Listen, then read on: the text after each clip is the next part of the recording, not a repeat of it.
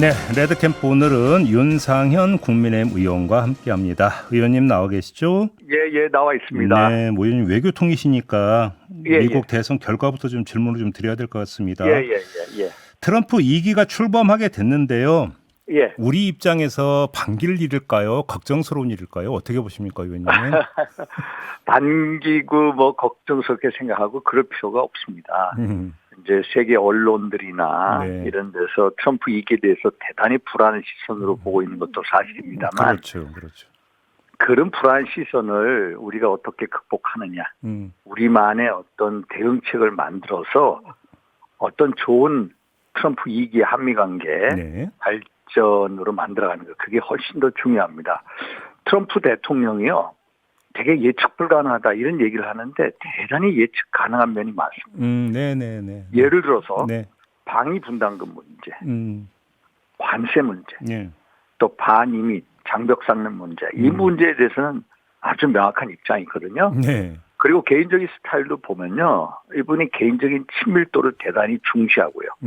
또 거침없으면서도 다 결국은 정책 유연성이 있습니다. 네. 그래서 협상을 다 만들어낼 수가 있습니다. 그래서 걱정할 필요도 없고요. 우리가 그분 대통령이 원하는 만큼 우리도 적절히 대응해 나가면 뭐든지 잘 해낼 수가 있습니다. 그러니까 오히려 이제 비즈니스 마인드가 상당히 강한 사람이기 때문에 오히려 네, 협상 맞습니다. 파트너로 오히려 더 좋을 수도 있다 이런 말씀이시죠? 그럼요. 예. 그러면 우리 정부는 준비를 지금 잘 하고 있다고 평가하세요?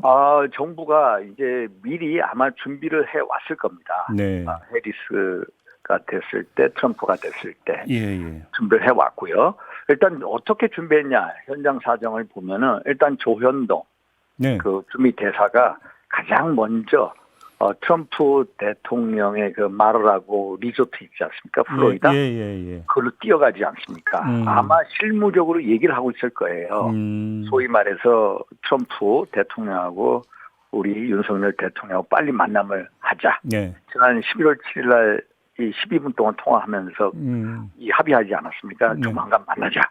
그래서 빨리 만나는 일정을 짜고 있을 거다. 그래서 11월 10일부터 16일까지 페루에서 에이펙 정상회의가 있고요. 18일에서 19일 날까지는 또 G20 회의가 브라질에서 있습니다. 그래서 그 언저리로 그 방문하기 오가기 전에 만나든지, 만약에 못 만나게 된다면은 바이든 대통령이 내년 1월 20일 퇴임합니다.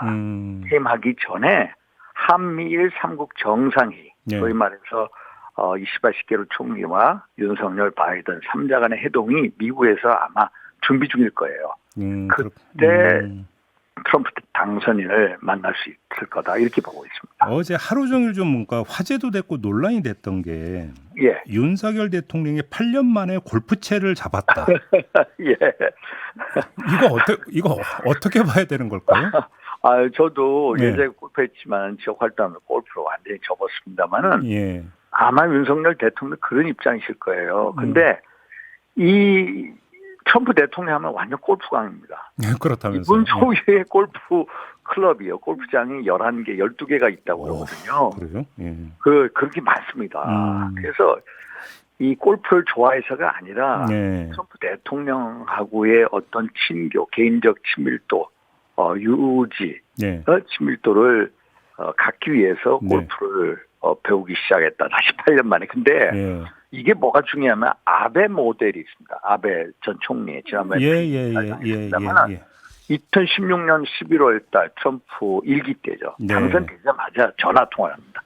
전화 통화 한 20분 한 다음에 제가 가겠다. 만나겠다.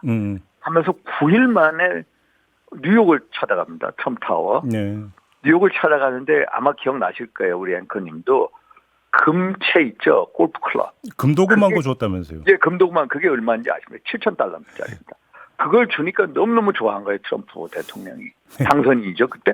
그래가지고 그때부터 이제 골프 회동하자 하면서 두 분이서 골프 회동을 자주 했고요. 그래서 두 사람은 아예 뭐 이름을 쉽게 불렀다는 거예요. 도널드, 신조 이런 식으로. 그래가지고 우리가 인도 태평양 전략이라는 게 원래 아베 총리가 구상한 거거든요. 그 구상을 또 트럼프 대통령이 받아들입니다. 근데 의원님, 저는 그런 면에 있어서 이 골프를 다시 시작했다 이렇게 봅니다. 근데 저는 궁금한 게 하나 있는데요. 이 대목에서 윤석열 대통령이라서 골프채를 다시 잡은 건 그러니까 이제 협상을 위한 친교 차원이라고 얼마든지 이해할 수 있는데 예. 골프 연습을 어디서 하나요, 윤석열 대통령? 저도 모르겠습니다. 제가 그렇게 생각해 보건데. 아니 왜냐하면 그 관저 증축공사 의혹이 불거졌을 때 스크린 골프장 뭐 이런 얘기도 잠깐 나온 적이 있었거든요.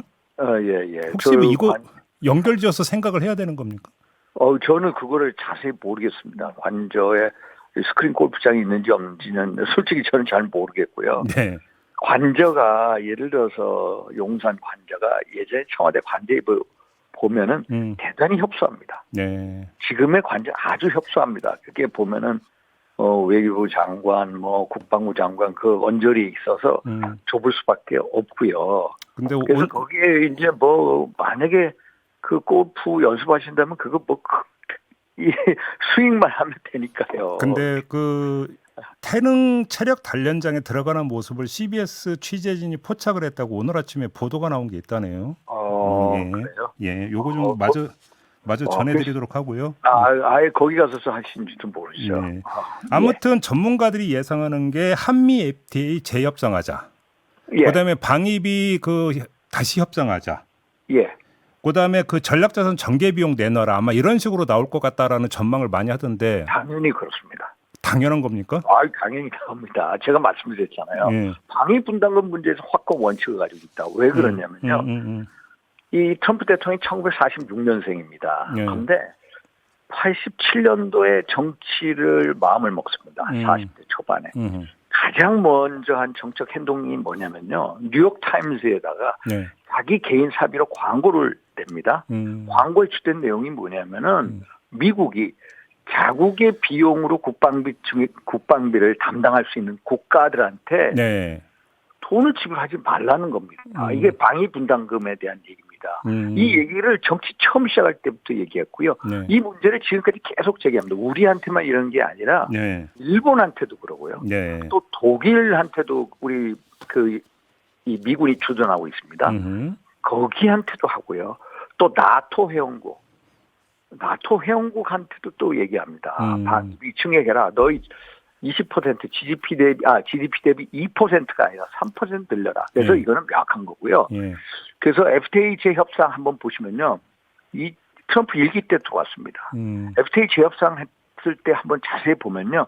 그때 우리 당시의 대미 무역 흑자가 130억 달러 정도였습니다. 130억. 그런데 재협상하자고 들어왔거든요. 그때 우리가 미국으로부터 흑자를 이렇게 누리는 국가 순위가 14번째였습니다. 작년에 우리가 미국으로부터 흑자 규모가 444억 달러.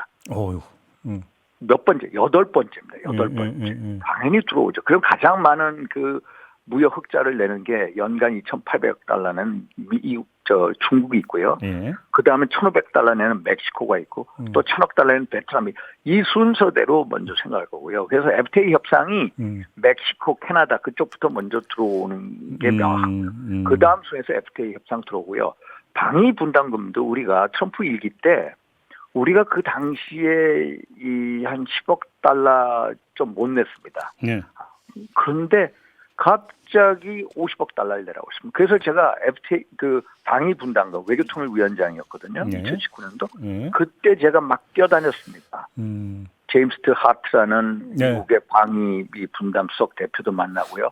미국 가서 국무부에 있는 사람들 또 제임스 리시 상원의원 막 켈리 전부 다 만났는데 협상이 트럼프 때 끝나지 않았습니다. 바이든 정부가 들어와서야 협상이 마무리됐고요. 그래서 방위 분담금 반드시 들어오는데 우리가 2026년도부터 시작된 방위 분담금 협정을 12차 SMA 협정이라고 하는데 우리가 최근에 10월 2일 날 너무 가서명을 협상을 잘한 거예요. 우리가 2026년도부터 1조 5천억을 내고요. 매년 물가 상승, 소비자 물가 상승에 따라서 3%가 안 됩니다. 그렇게 인상하기로 했는데 트럼프 대통령이 이걸 보더니만 2주 후에 뭐라고 그랬냐면 시카고 경제클럽에서 야 무슨 소리냐. 한국은 머니머신이다. 현금 일축이다. 그러니까요. 얼마나 내냐면은 100억 달러 내라. 100억 달러면 얼마인지 아십니까? 13조 원입니다. 현재 우리나라가 지금 현재 내는 게 1조 3천억 정도거든요.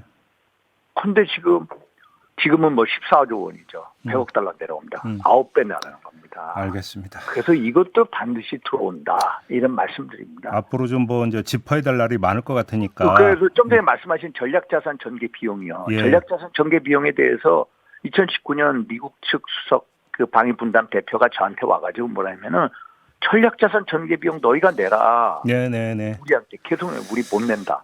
알겠습니다. 했는데 그것도 당연히 들어옵니다. 알겠습니다.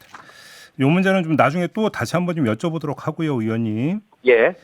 그 이 질문을 안 드릴 수가 없는데 명태균 씨 관련 질문 받으면 좀 그 곤혹스러우시죠, 의원님. 아유, 괜찮습니다. 그 조금 전에 김소연 변호사하고 인터뷰를 했는데 예. 제가 이걸 물어봤어요. 그러니까 그 명태균 씨가 지인하고 했던 대화가 공개가 된 게 있잖아요. 윤석열 예. 대통령이 김영사한테 공천 주라고 하대라고 얘기해 주면서 맨 마지막에 윤상현은 끝났어라고 이야기하는 대목 기억하시죠, 의원님? 예. 그래서 제가 이 맥락이 도대체 뭐냐라고 그러니까 김소연 변호사한테 조금 전에 질문을 드렸더니 윤상현 당시 공관위원장은 김영선 공천에 대해서 부정적이고 회방을 놓았다는 의미 아니겠느냐 이렇게 해석을 했거든요. 그거 절대로 그게 아니고요. 아닙니까? 절대로. 네. 100% 제가 말씀드립니다. 네. 윤상현은 끝났다. 윤상현이 입장은 끝났다라는 식으로 제가 들리고요. 네. 그러니까 이 사람들 얘기는 뭐냐면은 예. 소위 말해서 자기네들이 개입을 해서 예. 김영선이 안 되는 것을 되게끔 만들었다. 예. 그래서 자기네들 소위 말해서 광파를 파는 거 아닙니까? 그래서 자기네들이 변경시켰다고 합니다. 예. 우리는요 그 당시에 누구로 공천을 확정 지은 경우가 없습니다. 그래요. 네? 네, 공천을 확정 지은 경우가 없고요. 그리고 그 당시에 공천이라는 게 이 대선이 있지 않았습니까? 대선의 기여도, 네. 당 기여도, 네. 또 중요한 게 당의 정체성입니다. 정체성, 경쟁력, 네. 이런 한 5가지의 기준, 또 이 여성 공관위원들이 많아서 뭐 여성에 대해서 좀 어느 그런 것도 있었겠죠. 그런 기준을 가지고 명확한 공천 기준을 하고 하지. 네. 이 끝났다는 게 내가 보기에는 자기네들이 뭐 말빨로 해가지고 윤상이 반대했는데 됐다. 천만에요. 혹시 천만에. 그리고 당시 공관위에서 경선 이야기가 혹시 나온 적이 있었습니까? 경선은 없었습니다. 그 당시에 우리가 7개를 공천했는데요. 예. 시간상 그게 안 됐고요. 예. 6개 전략 공천했고 한 군데만 경선했습니다. 왜 경선했냐? 예. 제주도를 그랬고요. 제주도의 이제 부상혁 위원장이 가장 여론조사가 높고 경쟁력이 있는데 그 전에 3차례 떨어진 겁니다. 제가 왜 이걸 여쭤봤냐면 의원님 잠깐만요. 왜 여쭤봤냐면 그 조금 전에 김소연 변호사가 검찰 조사 과정에서 검찰이 복구한 카톡 메시지를 보여줬는데 그 2022년 5월 9일 00시쯤에 그 이준석 당시 대표가 명태균 씨한테 카톡을 보내서 밝히기를 윤은 경선이라고 하더라. 라고 먼저 이야기를 꺼내왔다라고 지금 저희 인터뷰에서 이야기를 했거든요. 누가 경선이요? 윤석열 대통령 당시 당선인 입장에서는 경선이었다라고 이준석 대표가 이야기했다라는 거예요. 윤석열 대통령이 그거는 이게 역설적으로요. 윤석열 대통령이 그런 만큼 이 상황을 모른다는 사실입니다. 역설적으로 자꾸 윤석열 대통령이 개입했다고 하는데 왜 경선이냐? 경선 얘기 한 번도 안 나왔거든요. 그래요. 결국 역설적으로 윤석열 대통령이 모른다는 얘기입니다. 근데 그래서 모른다는 얘기가 왜 그러냐? 지난번에 명태균 대회에서 공관위에서 들고 왔던데 공관위에서 들고 갈 수가 없습니다. 이거는 상식적으로 말이 안 되는 얘기예요. 역사적으로 우리가 여당이든 뭐 여당에서 공천하면서 공관위원이 누가 가가지고 대통령한테 가서 이를 줬습니다. 이런 예가 없습니다. 이건 알겠습니다. 상식적으로 말이 안 되는 거기 때문에 제가 계속 알겠습니다. 반박을 하지만 대통령이 이만큼 이 사실을 모른다는 겁니다. 한 번도 경선 이게 없었습니다. 그날 전개됐던 상황이 그래서 그 이준석 대표로 또 그 얘기를 듣고 명태균 씨가 수차례 윤석열 당선인한테 카톡을 보내서 공천 부탁을 해갖고 그 공개된 육성 있잖아요. 윤석열 대통령.